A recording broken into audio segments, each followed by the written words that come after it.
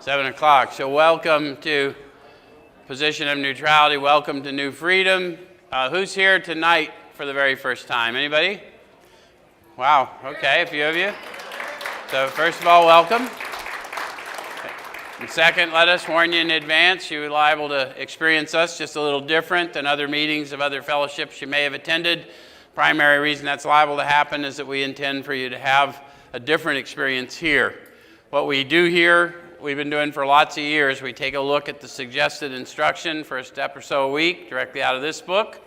And we use this book in 12-step recovery. Why? The process described by the authors of this book has been proven to work for addicts of the hopeless variety, addicts to alcohol and other substances. So what I do here is try and show you how I find my experience in the book and encourage you to have your experience, because it is a book of experience, and because there are no living authors of this book, no one you've met in the modern fellowship is we. That the experience they detail is their testimony, not our testimony. But because they promise us that rarely have we seen a person fail who's thoroughly followed our path, it's wise to look at their testimony, not listen to other opinions, other places, because they've already warned us that rarely have we seen a person fail who's thoroughly followed our path. Right? So we got to know who R is, and then we can dig in deeper to figure out what this path is to an awakening. Yes? Okay, so tonight we're going to take a look at steps 5, 6, and 7. Those of you that were here 2 weeks ago and thought we were going to do that, and you were going to miss it because of the holiday, we never do that on Thanksgiving. We've been doing this for lots of years, so we do whatever we want to do on Thanksgiving, and then we come back and get back in order so no one misses anything. So those of you that were here last week for Thanksgiving, you saw us do step 12 because people in the room wanted to have a sharing of step 12, and now we're back in order. The other thing I want to tell you tonight, there's 2 groups every week where the public is invited to come be with any members that we have here. Any new members in here tonight for the first time? Good. First of all, welcome home in all sincerity. If your family's in the area or you have friends in the area that want to come be with you in this and in the Recovery Church on Saturday night, you're welcome to bring the family here for those events, because we want the, sort of the reunion of your family to at least see what efforts you're making and where you're making it and what we're doing here if you want to share it with them. And then members of the public, you're welcome to come to the same events if you want to support our men and women who are returning home to us. So we're tonight going to be looking at steps 5, 6, and 7, and those are, the instructions for those are started in chapter 6, a little chapter called Into Action.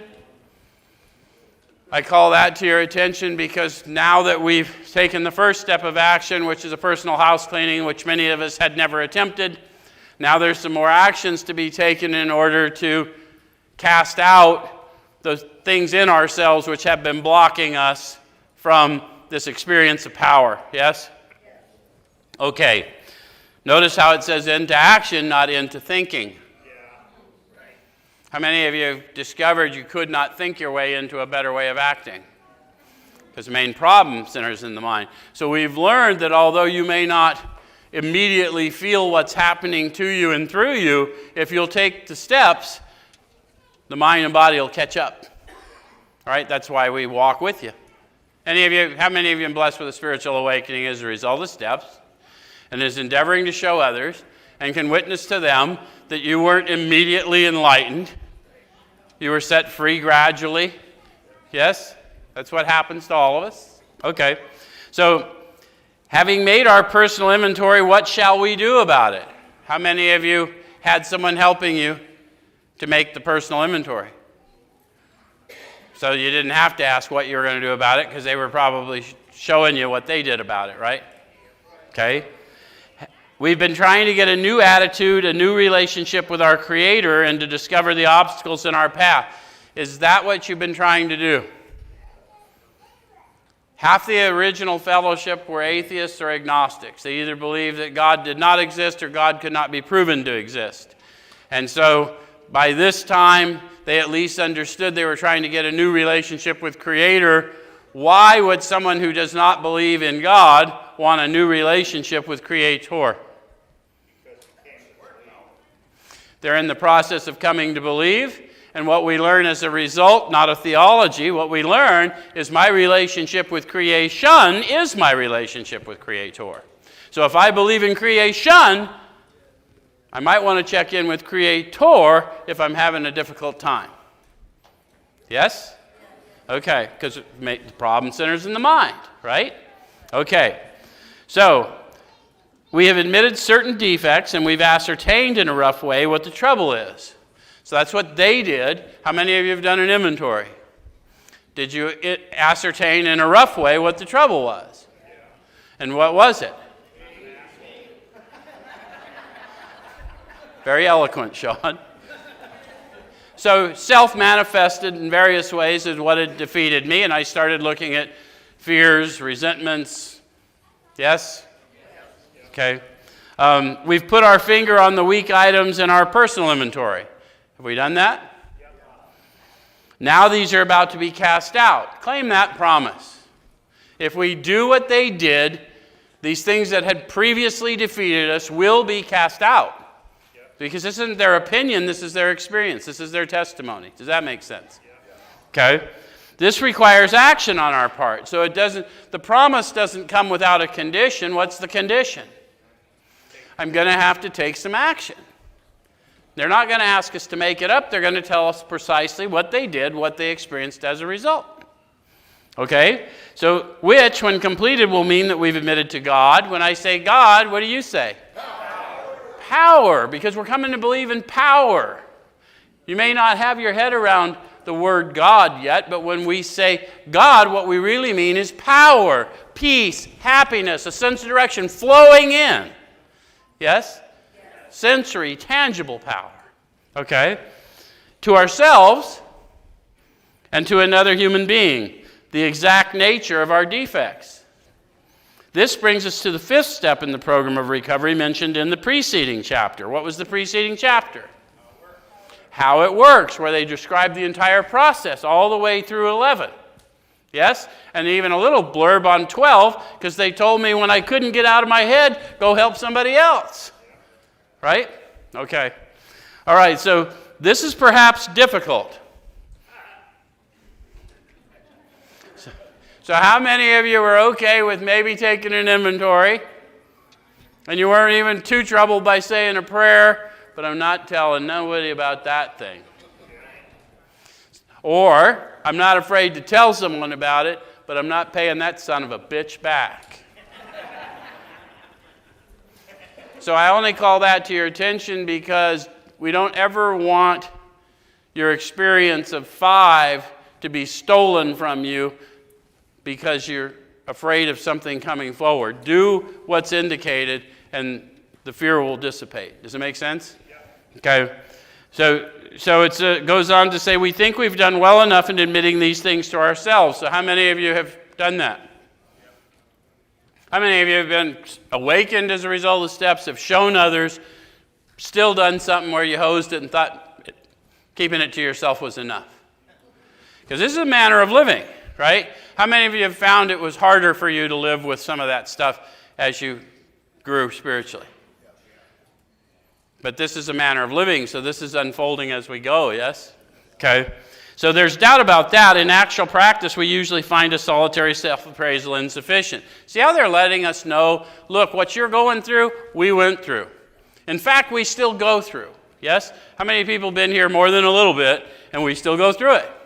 Hope they didn't see that shit. Okay. There are no secrets in the realm of the Spirit. We were always witnessed by one.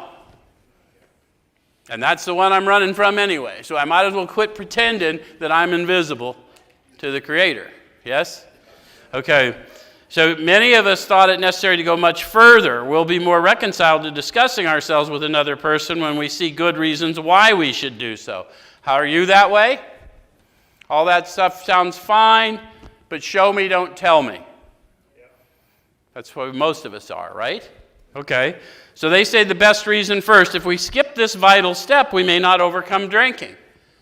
Well, we better ask, did you come here to overcome drinking or addiction in some way? How many of you just here rested? You guys think it's funny, but some of us have come just to rest, haven't we? So this is a good place to hide out if we want to convince a few people we're serious.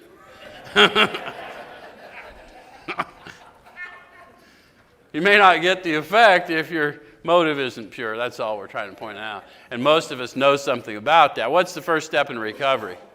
We learned we had to fully concede to our innermost self. Can't do that based on a lie. So I ain't lying to you when I've got a false motive for doing something. I'm just lying to me. Okay.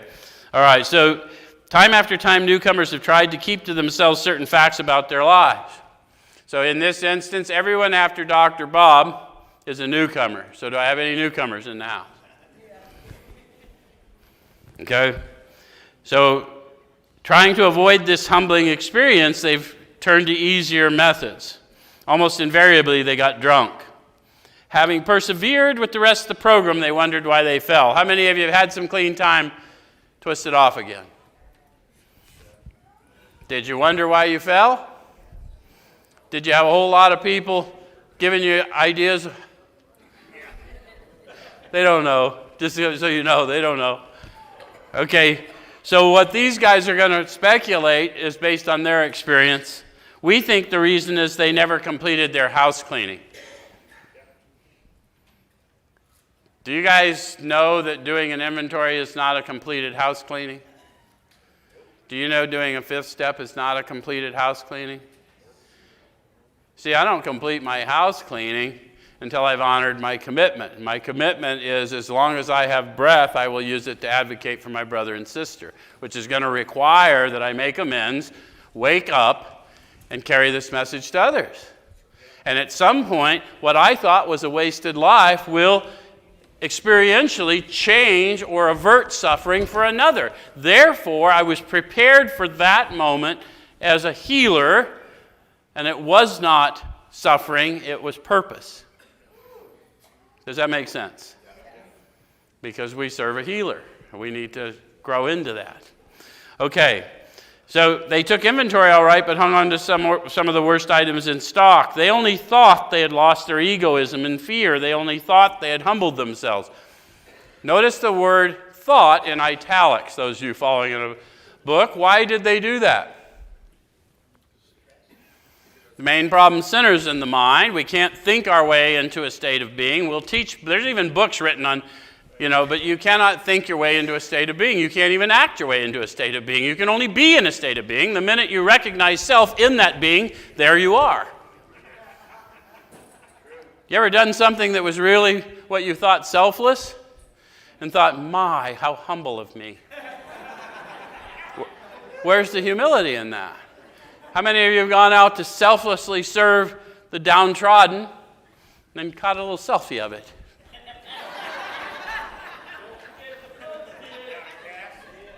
So this is trickier than it would seem. It's going to be a power greater than me that can remove me from the equation, and it's only going to happen when I turn my thoughts to another. And that's the only time I'm going to get more power than I need is when I turn my thoughts to another, because that's the indicated time. Does it make sense? Okay. So, but they had not learned enough of humility, fearlessness, and honesty in the sense we find it necessary until they told someone else all their life story. All is in italics. Why? But they're not talking about perfection, right? Because some people will think, oh, well, I didn't write down enough. Fuck, you probably can't even remember it all. How are you going to write it all down? My life isn't over because I made a decision. My life began when I made a decision. I was dying one day at a time until I made a decision. Does that make sense? So I'm going to be advocating for a lifetime. Does it make sense? Okay. So it says, more than most people, the alcoholic leads a double life. He's very much the actor. To the outer world, he presents his stage character. How many of you have a persona? Come on, most of my friends here that are members, we had a persona. And you don't have to be incarcerated to have one, but it was particularly useful if you were. Yes? I ain't lying, am I? Okay. This is the one he likes his fellows to see. He wants to enjoy a certain reputation, but knows in his heart he doesn't deserve it. How many of you feel that? Own that? Act it out in ways to prove your persona and knew it wasn't you. And how can they not know this is not really me? Because we're such good actors. Yes? Those of you, when you go through your step process, you'll find that out about yourself. You were never what you were trying to portray, and so the conflict was all within you. Yes? Okay. So the inconsistency is made worse by the things he does on his sprees. Any of you have sprees? Some of them are in detailed records somewhere, probably. Coming to his senses, he's revolted at certain episodes he vaguely remembers. Any of you have vague remembrances? Not you can remember, huh? You can't. How many of you don't know whether you remember it or you've just heard the story told about you? Okay, well, that qualifies for that passage. Okay. These memories are a nightmare. He trembles to think someone might have observed him. As fast as he can, he pushes these memories far inside himself. Where did they tell us the power was found? Deep down inside, where I'm stuffing all my garbage. Doesn't sound like a very good plan, does it? But to a person, people in addictive disorder, that's our plan. We just stuff it down. He says he's under constant fear and tension. How many of you can relate to that? The doctor Silkworth opined that if you're the alcoholic type, you will be restless, irritable, and discontented unless you can again experience that sense of ease and comfort that comes at once by taking a few drinks. Drinks which he sees others taking with impunity. And the authors are confirming that is exactly, they didn't have his eloquent medical language, but they said, yeah, I'm pretty cranky till I get my shit. Okay. And that makes for more drinking. Psychologists are inclined to agree with us. So how many of you saw some psychiatric professionals? Come on, I should see a lot more hands.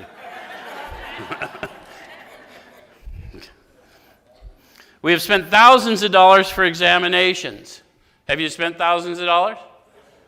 Have you used insurance policies that spent thousands of dollars? Were you wards of the state who spent thousands of dollars? Okay, I just want everyone to feel included. We know but few instances where we've given these doctors a fair break. So when you got to see these doctors, did you tell them the whole truth? Did you follow their advice? We've seldom told them the whole truth, nor have we followed their advice.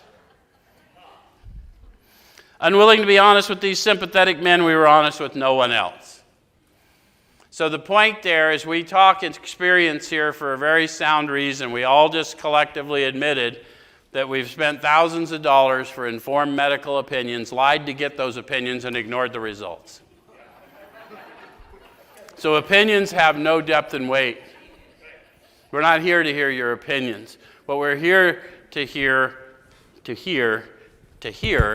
is your experience of power and the redemptive power and the revelatory power that allows you to sit here today free. Right? Okay. So small wonder many in the medical profession have a low opinion of alcoholics and their chance for recovery. How many of you had some drug things going on in addition to alcohol? Did you notice the doctors had a low opinion? Did they tell you you're exhibiting drug-seeking behavior? Come on, where's my kindred spirits? That's kind of the way they have a little system set up, right? You got to go show them symptoms and got to help direct them. You know, I can't take that. It's bad for my belly. I need, how do you say it? Percocet.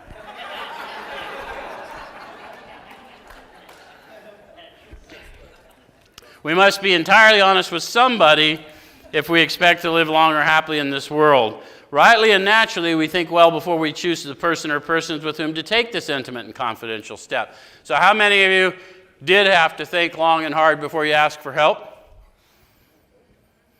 How many of you are still contemplating asking for help? So that's right and natural. This is a confidential step. Just don't die in your fear of reaching out for help, because That's a real possibility, right? But we understand, we get it.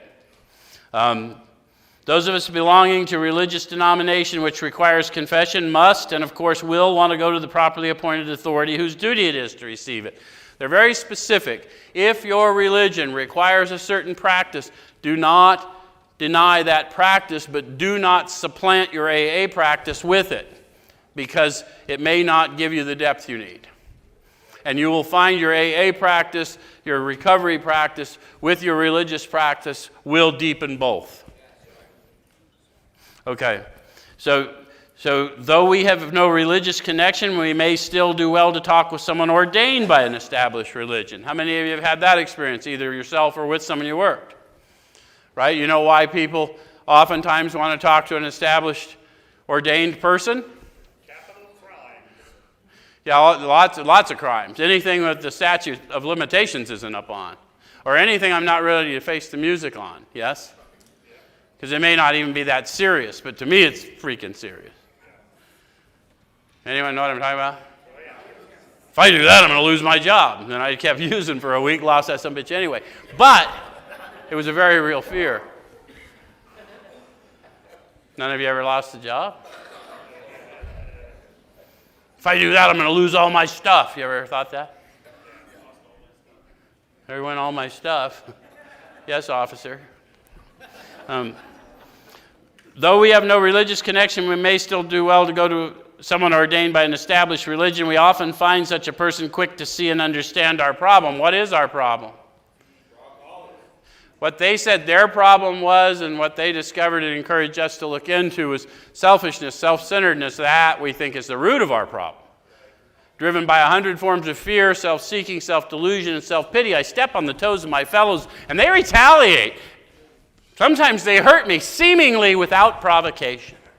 But I invariably find that at some time in the past, I made decisions based on self, which later placed me in a position to be hurt. That's their experience. It's been mine. If you go through the process, it may be yours. Yes?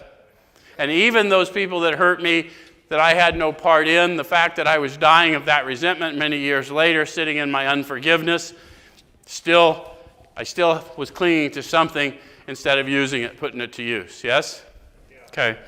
So, of course, we sometimes encounter people who do not understand alcoholics. How many of you have... My ex-wife. How many of you have encountered people that don't understand alcoholics? How many of you are surprised where you encountered them? How many of you encountered them in Alcoholics Anonymous? How many of you encountered them in your family? How many of you were working with somebody and then got mad at them when they acted out in their addiction? You don't understand alcoholics. So we never have to chase it very far, right? Because the main problem center is in the mind. I can get mad at me for the way I think. And not mad at, I know you can get mad at me for the way I think. But do you ever get mad at you for the way you think? Okay, so the understanding I'm going to gain, that's why it's always in past tense. It's always in italics. When you see it on the walls, God as we understood him, it's not a God of my understanding. It's God as they understood him. But the understanding I had of God back then when I encountered this power is not the understanding I have today. What I understood then, I've experienced something and I've grown in understanding, which is why, as I know myself to be a healer and not a critic, I go to discipline quicker. Does that make sense? Okay. If we cannot or would rather not do this, we search our acquaintance for a closed-mouth, understanding friend. So, that is what we're hoping to grow into, a closed-mouth, understanding friend.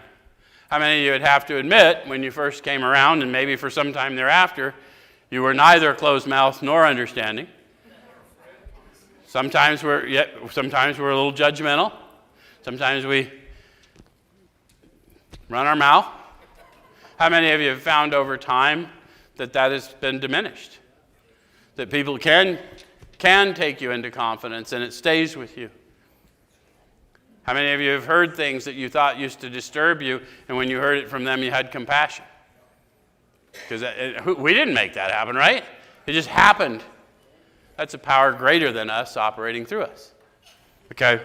All right, so perhaps our doctor or psychologist will be the person. It may be one of our own family, but we cannot disclose to our wives or our parents anything to our wives or parents which will hurt them and make them unhappy. We have no right to save our own skin at another person's expense.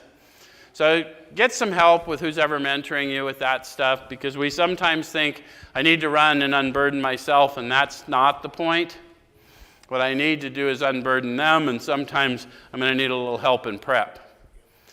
Okay? Such parts of our story we tell to someone who will understand yet be unaffected. So understand what? Understand that I'm in my search for the truth. Not my truth, not your truth, the truth, which is why your opinion has no bearing on the truth. Any of you ever noticed that there's a little difference oftentimes between my truth, other people's truth about me, and then the truth about me? Okay, so I'm in my search for the truth, and I just need for you to be understanding that that's what I'm doing. Yes? And then unaffected. So if I'm helping you, I'm unaffected by that truth. Okay?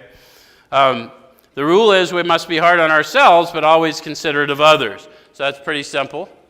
If you can't be considerate of others, then you need to recuse yourself. Find another closed-mouth, understanding friend, hand them off. Right? Okay. Notwithstanding the great necessity for discussing ourselves with someone, it may be that one is so situated there is no suitable person available. Do you think that's true in Phoenix, Arizona today? Yeah, it could happen anywhere, actually. But we think there's no place available, but there are situations where we're so locked in fear we can't do it. And there's some places where you're just plain locked up and you have no place to store anything that you can't, don't want someone's eyes on. Yeah? Okay. So if that's so, this step may be postponed only, however, if we hold ourselves in complete readiness to go through it at the first opportunity. So sponsors, you miss an opportunity if when they're not coming clean, you're going to know they're not coming clean. If you don't point out to them, look, I know you're holding back and I don't expect you to do anything you can't do right now, but take it to prayer. Go back inward, and if you just can't do this, then you can't. But understand you don't get to lie to me without my permission. You're lying to you ain't lying to me. I know you're holding back. You know how I know you're holding back? Because you're holding my hit. Because when you cough it up, there's going to be a flow. And I have always known when someone holds my hit. You too, huh, Jay? I ain't lying. Who's heard of fifth step? Who felt the flow of the Spirit when they coughed it up? We live for that shit. Don't hold back. Okay. All right, so we say this because we're very anxious to talk to the right person. It's important that he be able to keep a confidence, that he fully understand and approve what we are driving at, and that he will not try and change our plan, but we must not use this as a mere excuse to postpone. So the Spirit may convict who I'm working with, or they may convict me when I'm working with someone, and say this is not the right person for whatever reason, I don't know, so it's not me to beat it out of them. Just make sure they go inward to get their answers. The answers for you are in you. And then it may be that they need to work with somebody else, right? Okay, so when we decide who is to hear our story, we waste no time. So how many of you have discovered that? Many of you told your story to somebody and you really hadn't ever told it, and all of a sudden when you met them, you just puked it out. So that's their experience too. We don't need to be coerced. Generally, we just want some understanding, yes? Okay. We have a written inventory and we're prepared for a long talk. So they've told me what wasting no time looks like. I'll have something written and I'm prepared to have a discussion. Yes? How many of you had the inability to write for one reason or another? Did you admit that? Because if you'll admit it to them and someone knows what they're doing, they'll write for you. You know why I know? Yeah, I couldn't write. Not because I was afraid to write, because I had DTs so bad I couldn't write. And I luckily was with someone who knew what was up and saw that I could barely sit in the freaking chair. So he said, talk slow. I'll write it down for you. And had he not done that, I have no way of knowing, but Likelihood is I would have been greatly delayed. So we explain to our partner what we're about to do and why we have to do it. He should realize that we're engaged upon a life and death errand. Most people approached in this way will be glad to help. They'll be honored by our confidence. So the reason you want to ask somebody as soon as you feel inspired to is they're going to be honored by the fact that you involved them and trusted them with that. And you never want to deny somebody else that kind of honor. And you don't want to deny yourself the experience if the Spirit's telling you this is the one. Right? So I'm just telling you, everyone thinks they're got something that no one's ever heard, and if it's got a name, someone's heard it. So it goes on to tell you, we pocket our pride and go to it. So why do they paint that picture? How many of you really had a hard time still reveling in the story in your mind? How am I going to spin this to make me look a little better? I really want this guy to like me, and if I tell that part about the... Okay, so I'm going to have to shelf that to get through what I'm going through so the Spirit can engage. Does it make sense? Every twist of character, illuminating every twist of character, every dark cranny of the past.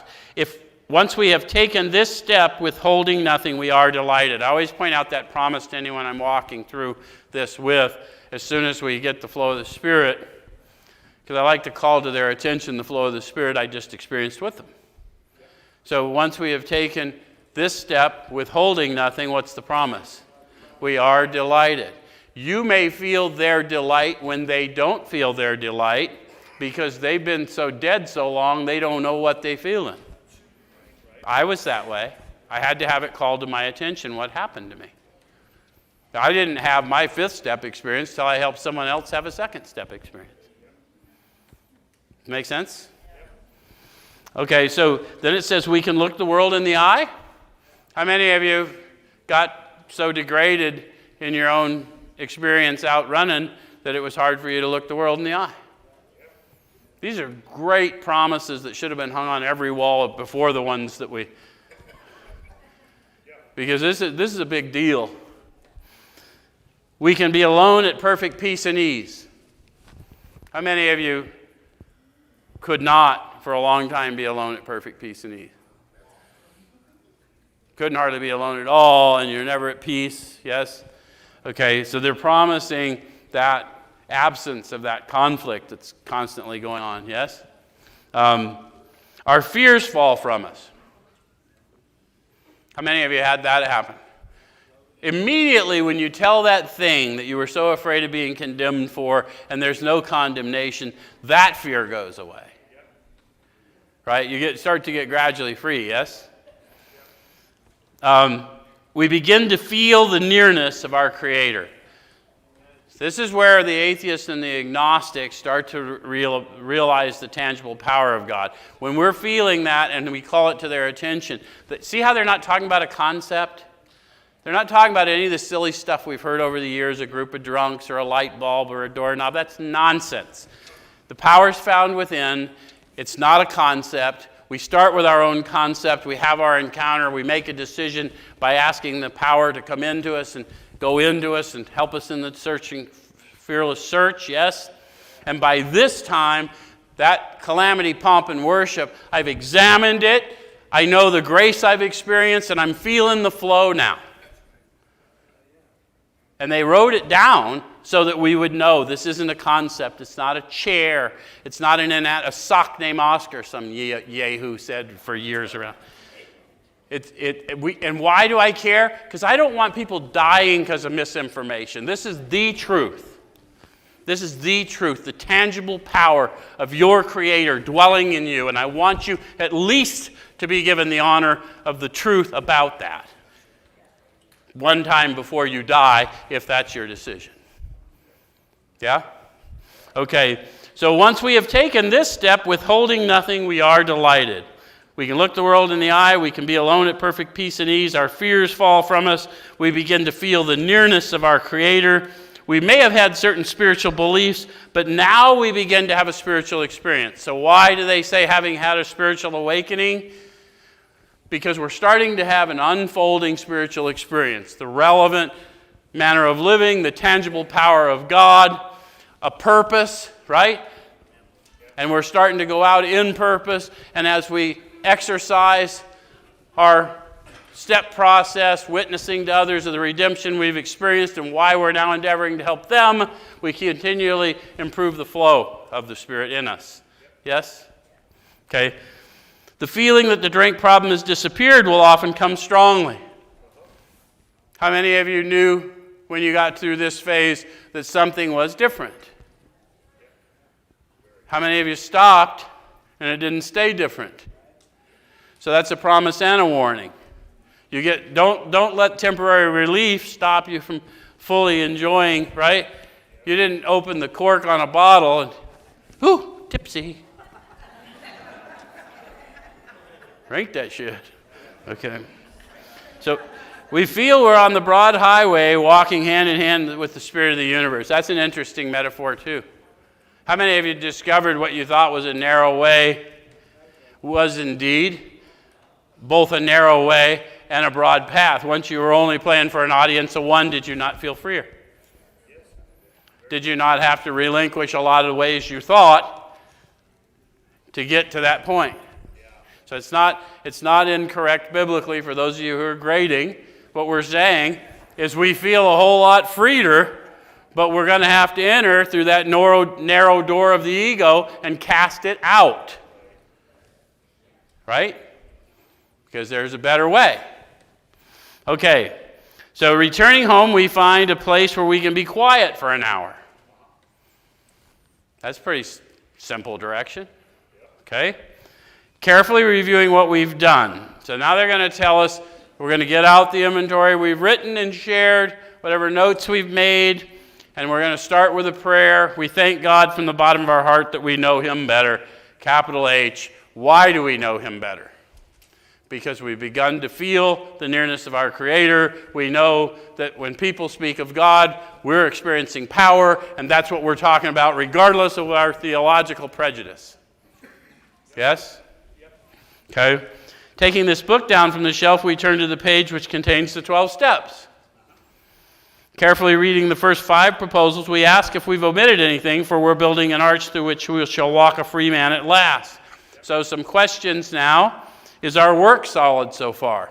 So I'm looking back over what I did and what I told, and have I really got all the facts? Yes? Are the stones properly in place? They spoke of a cornerstone of willingness. Willingness is divine power. Am I really seeking power? Am I earnestly asking for power to move forward into the fear? Yes? Okay. Have we skimped on the cement put in the foundation? Have we tried to make mortar without sand? So let's go to the page that contains the 12 steps. Got to go to 59. I would have said 58 because this is what Sean and I do for years and years now. It's true. 59, first part of the first step, we were powerless over alcohol.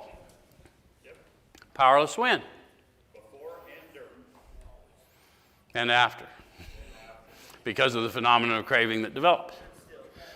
But what people miss sometimes in our fellowship is I'm powerless before. The insanity of addiction happens before I take the first drink or drug, which is why thinking it through won't work. Which is why playing the tapes won't work. Might work for some non-alcoholic types, and it might even work for an alcoholic type for a certain time. But at some time, they don't announce when, but they do tell you that the alcoholic will not be able to bring to consciousness with sufficient force the memory of suffering and humiliation of even a week or a month ago. So I can have a memory, this is going to suck, but I won't be able to bring to consciousness with sufficient force enough to stop me because what I'm going through right then sucks more than my memory. Does it make sense? So because of that, I'm powerless no matter how many years I've been off the juice. I have to maintain my spiritual condition. Okay. So we got that. Dash, that our lives have become unmanageable. Now they made me cop to that. You know, I heard old timers years ago that told me that they thought that said their wives had become unmanageable for the first 3 years. But what they said is our lives have become unmanageable, but they didn't tell me about unmanageability until the second step. So they made me take a step of faith before the process could activate, because God's moved by faith, not by need. Those of you who are biblical scholars, check me on that too. Okay, there's lots of need in the world, but you activate faith, God responds. Okay. All right, so what is the unmanageable life? Shall we look at that? That was loud, wasn't it? Okay, let's go back to page 50. Is that what I want to do? 52. This is my first time. Bear with me. Okay, page 52. Let's look at the unmanageability they cop to. Middle of the page, we had to ask ourselves why we shouldn't apply to our human problems the same readiness to change our point of view. Have you ever been told that we don't treat addiction in 12-step recovery? We treat a human condition in 12-step recovery. And so what my underlying problem was never alcohol, drugs, that was a symptom of my underlying problem. So I got to look at my human condition and see why I'm always out looking for ease and comfort and I get caught in these loops. Okay? So let's see if we relate to having a human condition. We were having trouble with personal relationships. Yep. Any of you ever have trouble with personal relationships? Well, I got the divorce papers. How many of you figured out people were the problem? How many of you isolated yourself all the way, still had trouble with personal relationships? Main problem centers in the mind, right? Okay. All right, so it says we couldn't control our emotional natures. Any of you discovered that? Oh, yeah. Yeah, big time. Did you know that you were never designed to control your emotional nature? You were designed to be awake enough to experience your emotional nature for effect. But your emotional nature is just yeah? Okay. All right, so we were prey to misery and depression. How many of you discovered that when you sobered up? That's what I was medicating all that time. Part of it. Until that didn't seem to help. I just stayed there. Any of you suffer from depression? Anger without enthusiasm? Couldn't make a living. Now, they're not saying you couldn't get a job. Just couldn't seem to keep it together, hold it together. Any of you had that experience? Had the skills and abilities, but got a case of the fuckets? Had a real powerful quit muscle? Okay. Had a feeling of uselessness. Any of you wake up with that? How many of you did really good in your work life, in your family life? Outwardly, everything looked fine. What's the use? Tell me that doesn't happen to all of us from time to time, really. This is why it's a manner of living. This is why the discipline's so important. That's going to happen to us years in recovery. You have everything you thought you ever wanted, and you're still going to feel less than, you know what I'm talking about? Okay. All right, so we were full of fear, we were unhappy, couldn't seem to be of real help to other people. Notice the word real. How many of you never knew what it was to be of real help, although you were always a helper, until you shared yourself with somebody and saw them get up and walk? It's a big deal. It's a powerful promise. Was not a basic solution to these bedevilments more important than what we could see newsreels of lunar flight? Of course it was. So that's their So that was what I copped to in the second part of step 1. And then in step 2, it said we came to believe that a power greater than ourselves could restore us to sanity. And they took me on this journey inward, and they told me that my consciousness of this power was obscured by calamity, pomp, and worship. And that if I wanted to improve my consciousness of that experience that someone shared with me, sometimes I'm going to have to search fearlessly within, which is starting to get me revved up to say a prayer or whatever that is, yes? And power, when we say power, we mean that. We didn't mean God. We meant power for a reason. We call the power God because of the sensory nature. If we didn't call it something, we wouldn't agree on the experience we were having. And the power will reveal to you who he is in time. Because that's what happens. Made a decision to turn our will and our lives over to the care of God as we understood him. Probably the biggest deception in modern fellowship is that it says the God of my understanding. No, it does not. Read the damn book. Who's we? The first 100. So I'd have to see what they experienced and see the understanding. Bill Wilson talks about how he had that revelation, and he said, at long last, I saw the miracle of Ebby, the hopeless drunk, sitting before him in the kitchen, stone cold sober. I felt the revelation of his time in the graveyard, and God had come to him, and then it had been blotted out by worldly clamors, and his grandfather in the churchyard, and all the things, he said, revelatory experiences, a movement of the Spirit. He said it made him swallow hard. How many of you have had a movement of the Spirit that forced an emotional response in you? Would you describe it if you didn't know any other way to describe it? Is it made you swallow hard? Okay, that's what they're talking about. So the God that he understood went from does not exist to a power in me in that instant. At long last I saw, I felt, then I believed. And so anytime we don't take them through that process, it's because we're too afraid to just be a vessel of the truth. So don't be that guy. Tell them the truth. You're not here to heal them anyway. The one in you will heal them. You're just here to bear witness. That's what you said you'd do. Okay. So, better keep your promise if you're sitting here sober.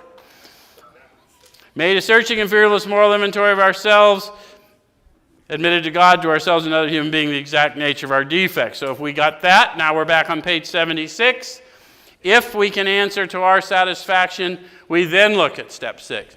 So am I okay? Do I get it? I'm going to need to do this for a lifetime. It's a process of making amends for harms done so I grow in spiritual fitness, so I can carry this message. So I can go in these places without judgment and just bear witness to the redemptive power that sent me in and will carry me out. Right? Okay?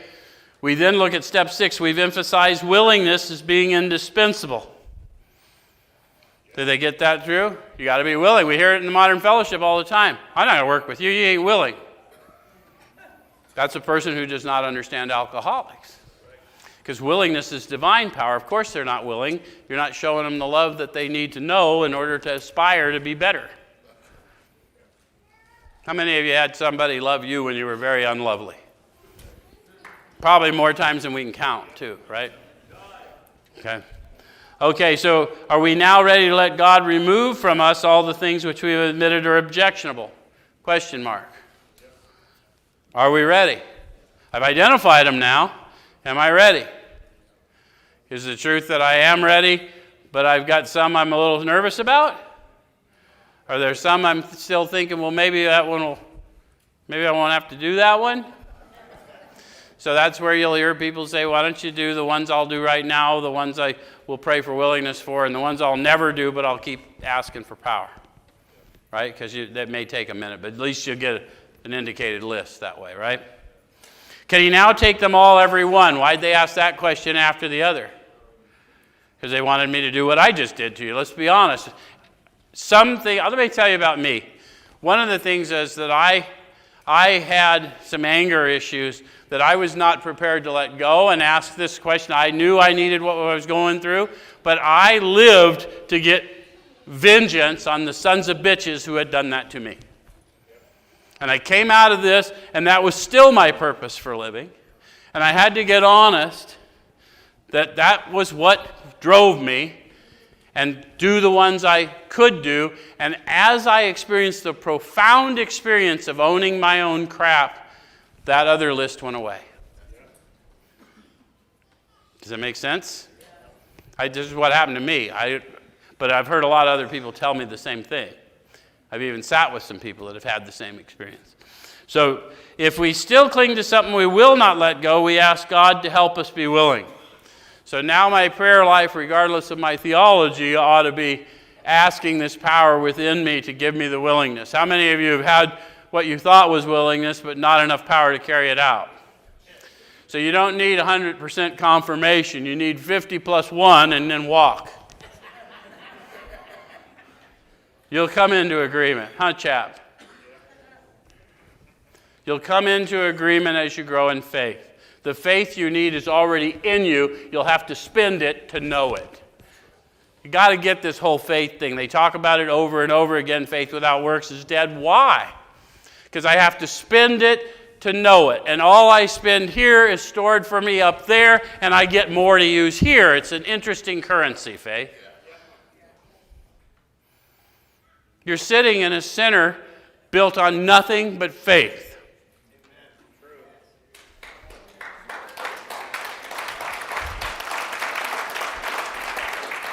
For people who most people won't build things for.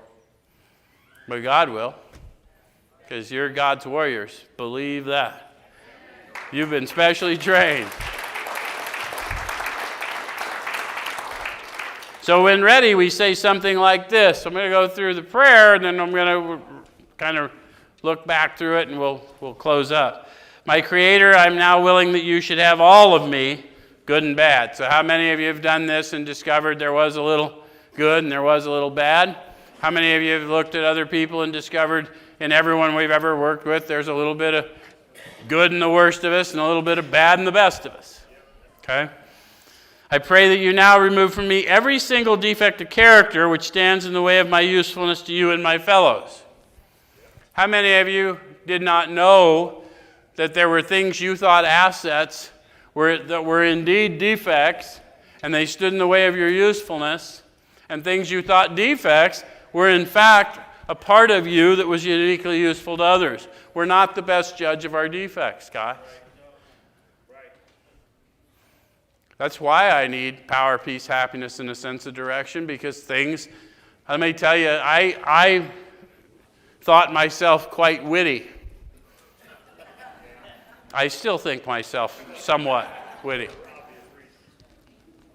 I was working in a behavioral health center for seriously mentally ill people, and I found myself trying to be humorous. And after the class, a young man who was very attentive and very nice came up to me and was obviously troubled and said, "Joe, why are you making fun of us?"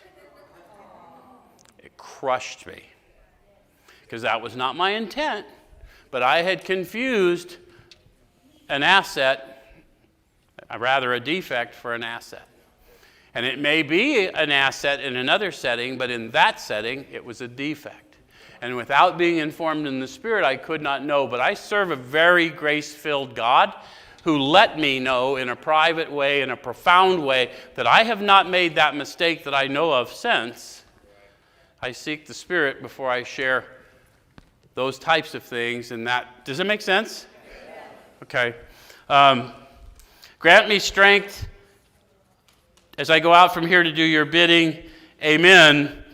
We've then completed step 7. So the only thing I want to touch on is over the years, people have done things. They've taken the 3rd step prayer out. They put an amen on.